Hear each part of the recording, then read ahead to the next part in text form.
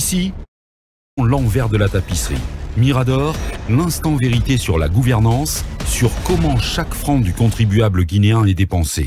Mirador, tout sur les dessous des cartes politiques sous les tropiques en Guinée.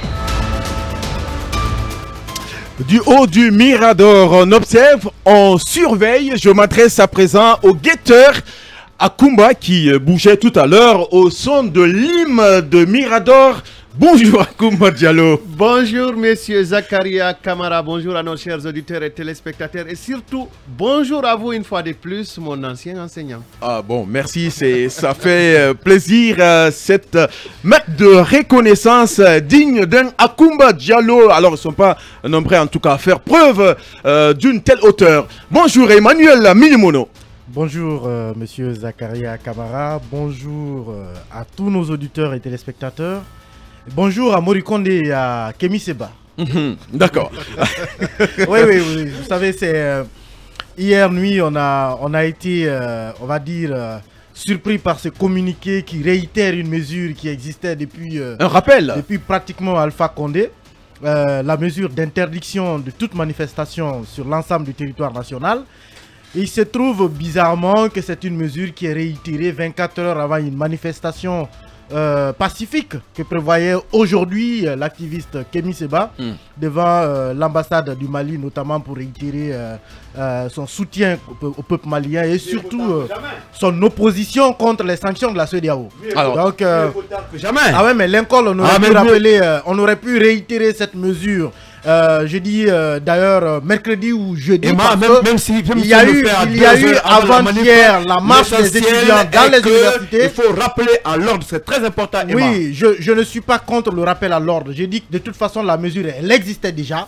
Il y a eu avant elle les manifestations des étudiants de Gamal et de Symphonia. C'était spontané. Oui, mais est-ce que Lincoln, vous pensez que c'est une réponse du gouvernement guinéen à l'initiative prise par Kemi Seba? Ce communiqué vise directement l'initiative de Kemi Seba, selon vous? Tout à fait. Et puis c'est très salutaire. Vous savez, si on laisse Kemi Seba organiser un meeting en Guinée, il y a d'autres aussi qui vont organiser. Il y en aura d'autres. C'est ce qui s'est passé par rapport à ces fameux, peut-être, organisateurs d'un soutien pour le CNDD au stade général Lansana Conté.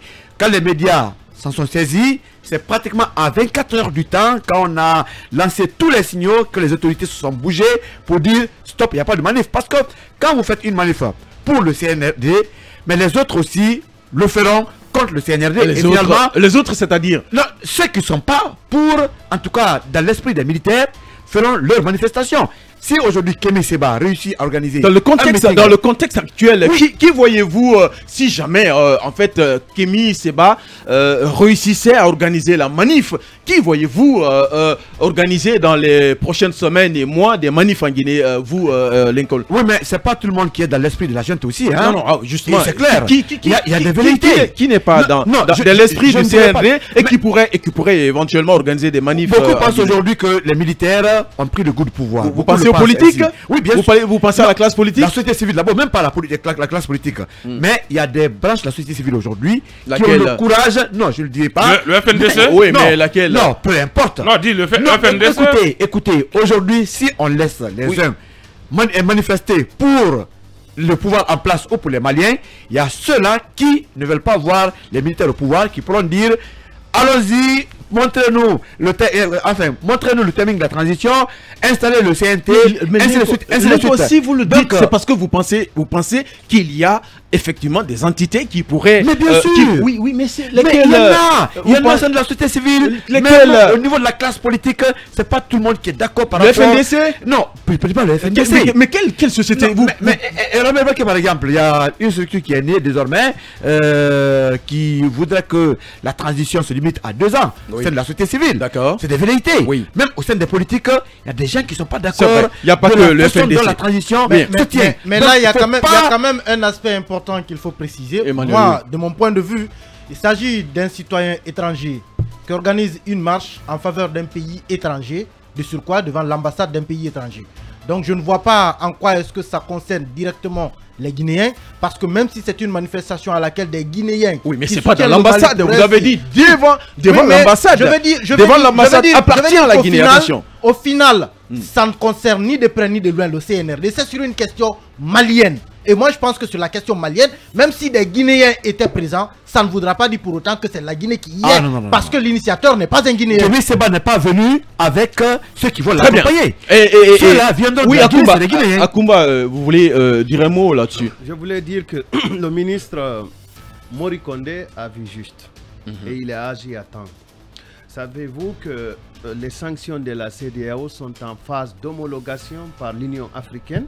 Il n'y a que 2 pays qui s'opposent actuellement à l'homologation de ces sanctions, c'est-à-dire à leur adoption, comme étant aussi sanctions de l'Union africaine contre le Mali. Il n'y a que l'Égypte et l'Algérie qui s'y opposent pour le moment. Et je pense que, d'après ce que je lis dans les médias internationaux, le président ghanéen, président en exercice de la CEDEAO, a mis toute sa diplomatie en branle pour que ces 2 pays aussi acceptent, pour que les 55 de l'Union africaine adoptent les sanctions contre le Mali. Ensuite, je me dis que de mon point de vue, M. Kémy Séba savait pertinemment que la manifestation n'aurait pas eu lieu. Et pourquoi, selon vous, l'annonce d'une manifestation... Pour moi, c'était du buzz, mais en réalité, je me dis que en tout cas, j'ai lu un certain nombre de faisceaux qui m'amènent à prendre en compte la nouvelle rencontre entre l'ambassadeur de la Fédération de Russie et le colonel Mamadi Doumbouya. Je ne suis pas en train de vous dire que c'est Kémy Séba qui l'a facilité, mais je suis tout à fait en droit de penser que ça a été un peu, si vous voulez, un levain pour que cette rencontre ait lieu, d'autant plus que peut-être que vous ne le savez pas, la CBK, qui est la compagnie de bauxite de Guinée, est en ébullition, où des travailleurs, des syndicalistes ont été licenciés. Et je pense que la direction de cette entreprise est convoquée par les autorités. Je pense que Kémy Séba, qui nous a avoué ici être sponsorisé par certains oligarques russes ou un oligarque russe, aurait été d'un grand apport pour... cette facilitation. Akumba Diallo, le patron du desk enquête de Mirador. Oui, il faut préciser que Kémy Séba nous a dit ici, quand la question lui a été posée, est-ce que il pourrait s'attendre à ce que cette manifestation soit interdite? Il a dit que si c'était le cas, il s'y plierait. Il avait dit ici. Et donc, on ne s'attend pas à ce qu'il fasse de la résistance, à ce qu'il défie l'interdiction réitérée par le ministère de l'administration du territoire et de la décentralisation. Talibé Bari. Bonjour, Mamadou Rui Diallo. Oui, bonjour, bonjour Zakaria, bonjour à nos millions d'auditeurs. Oui. Un plaisir, voilà. Oui, toujours partagé. Alors, merci. Permettez-moi d'insister et de réinsister sur l'alerte que j'ai donnée hier, même si j'étais dans la position de modérateur. Il me semble que c'est important que nous attirions l'attention des nouvelles autorités, surtout du gouvernement de M. Béa Vogui. Quelque part, j'ai lu dans leur feuille de route que l'un des volets indispensables à la réussite de la transition est la continuité de la fourniture des services publics de base, l'éducation, la santé et la sécurité, ainsi de suite. Comment pouvez-vous faire cela si ceux qui sont des prestataires justement de l'État et du gouvernement ne sont pas payés? Ce que je dis est très important parce que il est imminent que des entreprises, que des PME ferment portes et fenêtres. J'ai envie de dire que des entreprises vont fermer et c'est des emplois qui seront tout simplement supprimés. Or, l'une des raisons d'être d'un État ou d'un gouvernement, c'est de faciliter la création d'emplois si l'État lui-même n'est pas forcément, si vous voulez, créateur d'emplois. Aujourd'hui, vous savez que depuis... en octobre 2021, un peu en amont même de la présidentielle dernière, le président Alpha Condé avait pratiquement fermé la chaîne des dépenses, c'est-à-dire qu'il n'y avait pas de paiement. Et voilà qu'il y a le coup d'État du 5, on continue, on ferme tous les autres comptes, on gèle les comptes et nous sommes dans cette dynamique aujourd'hui. Et donc ces entreprises-là sont presque asphyxiées, elles ont du mal à payer leurs employés, alors elles ne peuvent même plus faire face à d'autres obligations. Un exemple qui nous a été donné ici la dernière fois, quand je l'ai évoqué, parce que je l'évoque tout le temps, c'est par exemple ceux qui assurent le service traiteur pour l'ANSS, c'est-à-dire que c'est eux qui apportent les repas pour les malades Covid. Donc ça fait plusieurs mois que cette entreprise n'est pas payée. Or, elle est censée apporter des repas. Et souvent, on constate que les repas n'arrivent pas à temps et que les malades se plaignent. Justement, c'est parce que ces gens ont des soucis de pouvoir continuer à dépenser. On constate qu'il y a des urgences chez ces entreprises, donc ils réclament des dettes, le paiement des dettes à l'État. Merci à vous, Mamadou Wouri Diallo. Alors, bonjour Talibé Bari. Bonjour Jacques, bonjour à tous. Des nominations comme le CNRD sait nous en servir chaque soir. Des nominations donc intervenues ici et là, mais 2 nominations ont retenu notre attention. D'abord au niveau de l'ANIES, dont on épinglait ici la gestion à travers une enquête et sur... Qu'on n'a même pas terminé encore. Qu'on n'a pas terminé. Finalement, c'est Sayon Dambélé, spécialiste des politiques sociales et sanitaires, qui est nommé directeur général de l'ANIES. L'ANIES, vous le savez, c'est l'Agence nationale d'inclusion économique et sociale. Sayon Dambélé, c'est un des consultants de films sur diverses questions qui est souvent intervenu dans Mirador. Il faut préciser que Sayon Dambélé est sociologue de formation et spécialiste donc des politiques sociales et sanitaires, diplômé de l'université de Conakry. On est de la même promotion, la promotion donc la 37e promotion, et diplômé donc de l'université de Conakry et de l'école des hautes études en sciences sociales à Paris, et donc qui prend les rênes désormais de l'ANIES. Mais une autre... Mais à quand on pourrait se poser la question, à quand la fin de ces nominations? On a vu le président de la transition, je ne sais pas si vous avez suivi la télévision nationale, annoncer le site du gouvernement, alors qui est proposé à tous les Guinéens d'ici et d'ailleurs. Donc une occasion pour chacun de postuler, donc une sorte de base de données pour le président, justement pour disons trouver des Guinéens capables de participer à la gestion de la transition. Akumba. Le service 224. Vous parlez du service 224. Il est évident que la mise en place de cette plateforme répond à un certain nombre de constats. C'est que beaucoup se sont précipités, ont déposé leur dossier. Le président de la transition et certains observateurs pensent que certains des CV qui sont déposés, il y a du fake dans certains de ces CV. Et donc, on a voulu mettre en place un processus transparent à travers Service 224 où vous pouvez donc introduire vos dossiers, et il est loisible à Talibé, à Zakaria de signaler que non, cette partie du CV de M. Wouri, c'est du fait, c'est du faux. Oui, mais donc, pourquoi ne pas procéder à une rectification quand on se rend compte qu'il y a des fakes? Justement. En fait, la mise en place de cette plateforme laisse penser que si jamais il est avéré que quelqu'un pourrait avoir trafiqué son CV pour pouvoir bénéficier d'une nomination, et pourquoi ne pas le dégommer au profit de certains de ceux qui auront postulé au niveau de cette plateforme. Alors on peut s'attendre à des nominations, peut-être à des personnes qui ont été nommées mais qui pourraient être dégommées justement au nom de cette transparence. Akumba Diallo. En fait, depuis une semaine, je n'ai pas vérifié comment fonctionne la plateforme Servir 224, mais avant cela, moi j'avais tenté de m'inscrire pour voir, en tant que journaliste, pour voir comment ça se passe et pour pouvoir me prononcer. Le CV n'y entrait pas. Et il y avait des professions qui n'étaient pas mentionnées, mais qui n'étaient pas spécifiées, parce que les professions sont déjà précitées. Ensuite, pour aller dans le sens de M. Talibé, c'est que l'inspection d'État a décidé de faire certifier, je dirais le gouvernement a décidé de faire certifier tous les diplômes déclarés au niveau de l'administration publique, et des universités ont déjà reçu notification que l'inspection passerait pour faire certifier les diplômes qui lui ont été déposés. Et en tout cas, moi, à l'université dans laquelle je suis, on a déjà reçu la notification. Merci pour toutes ces informations. Akumba Diallo.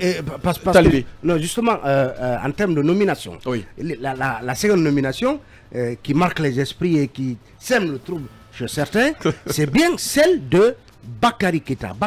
Qui vient de l'UFDG. Qui est le président de la jeunesse du Conseil national des jeunes de l'UFDG. D'accord. Président du Conseil national des jeunes de l'UFDG, qui est nommé donc Mohamed Bakary Keita. Mohamed Bakary Keita, qui est nommé donc directeur général du CNSP. Le CNSP, c'est le Centre national de surveillance des pêches.